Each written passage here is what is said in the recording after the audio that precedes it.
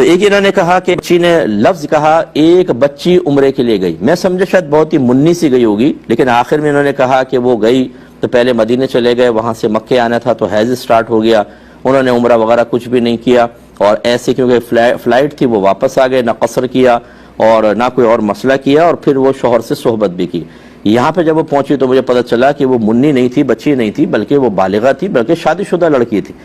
تو اب اس کا حکم شرع کیا ہے؟ پہلی بات تو یہ کہ ان کو علم دین سیکھنا چاہیے تھا۔ جتنے میرے بہن بھائی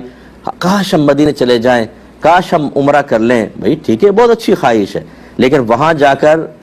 علماء کرام کی تحقیق کے مطابق مکے میں ایک نیکی 1,00,000 کے برابر ہے، تو گناہ بھی 1,00,000 کے برابر ہے۔ اعلیٰ حضرت نے یہ لکھا ہے انوار البشارہ میں کہ گناہ بھی 1,00,000 کے برابر ہے۔ نہ دین سیکھیں گے، نہ عمرے کے احکام سیکھیں گے، نہ حج کے احکام سیکھیں گے، وہاں پہنچ جائیں، اور نہ روحانی تربیت ہوتی ہے، نہ صبر سیکھا، نہ اللہ کی رضا پر راضی رہنا، نہ غصہ برداشت کرنا، یہ کوئی اس کی پریکٹس کی، وہاں جا کے اپنی عبادات برباد کر کے، اور بعض اوقات منوں اس کے حساب سے، ٹنوں کے حساب سے، اور پہاڑوں کے برابر گناہ اپنے اعمال میں لکھوا کے واپس آتے ہیں۔ اور ان کو جب سمجھائیں کہ آپ پہ دم لازم ہو گیا فلاں، بولتے ہیں اللہ معاف فرمانے والا ہے، کوئی پرواہ نہیں ہے چیز کی۔ یہ غلط روش ہے۔ سب سے پہلے عمرے کے احکام سیکھنے چاہیے تھے، اپنے موبائل کے اندر کسی ایک مفتی صاحب کا 2 مفتی صاحب کے نمبر ہونے چاہیے تھے، یا ارجنٹ کوئی مسئلہ آ جائے اور ہم نے جو کتابوں میں پڑھا، جو ہم نے عمرے کے طریقے سنے، ان کے علاوہ کوئی صورتحال آ جائیں تو فوراً کال کر کے ہم مسئلہ معلوم کریں۔ کوئی تیاری نہیں ہے، میدان جنگ میں کود گئے ہیں، نہ تلواریں ہیں، نہ گنے ہیں، نہ ہتھیار ہے، نہ کوئی پروٹیکشن کا سامان ہے، اور جنگ میں اترنے کے بعد اب کہہ رہے ہیں گولے آ رہے ہیں کیسے بچیں، گولیاں آ رہی ہیں جلدی بتائیے اب کیا کریں ہم لوگ، تو بھائی شہادت ہی آپ کا پھر مقدر ہوگی اور کچھ بھی نہیں ہوگا۔ اسی طریقے سے یہ معاملات ہیں۔ تو پہلی بات تو یہ کہ وہ لڑکی اور اس کے گھر والے، ماں باپ گناہ کبیرہ کے مرتکب ہوئے، کیونکہ انہیں اپنی بچی کو پہلے سکھانا چاہیے تھا،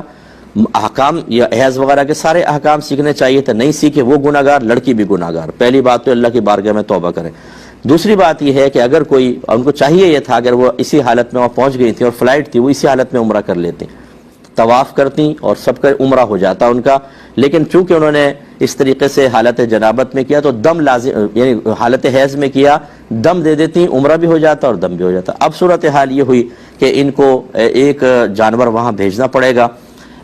حرم میں، یعنی بھیجنے سے مراد وہاں کسی کو کہہ دیں کہ بھئی حدود حرم میں ہماری طرف سے ایک جانور بطور دم ذبح کروا دیں، وہ ذبح ہوگا تو یہ احرام کی پابندیوں سے باہر ہو جائیں گے۔ اس سے پہلے جو انہوں نے یہ احرام کی حالت میں تھیں، یاد رکھیں جب واپس آئیں، اور انہوں نے جو کام کیے وہ سب خلاف شرع تھے، تو اب ان کا حساب کریں تو بہت دم بنتے ہیں، لیکن ایک دم کم از کم دے دیں تو پھر یہ گویا کہ احرام کی اس سے باہر آ گئیں۔ اب یہ وہی قصر کروائیں، پہلے وہ جانور ذبح ہو جائے، قصر کروائیں، احرام کی حالت سے باہر آ گئیں، اللہ کی بارگاہ میں توبہ کریں، اور پھر کبھی جب بھی موقع ملے اس عمرے کی بعد میں جا کے گویا کہ قضا ادا کرنی ہے، تاکہ بالکل عمرے کے ساتھ یہ بری الذمہ ہو جائے۔ اور باقی ان تمام معاملات میں جتنا گناہ کبیرہ ہوا اس کا وبال تو ہے، وہ اللہ کی بارگاہ میں توبہ کریں۔ اور جو میں 20 سال سے چیخ چیخ کے کہہ رہا ہوں، ایک دفعہ پھر دائرہ ادب میں رہ کے گزارش کر لیتا ہوں کہ خدا را فرض علوم سیکھیں۔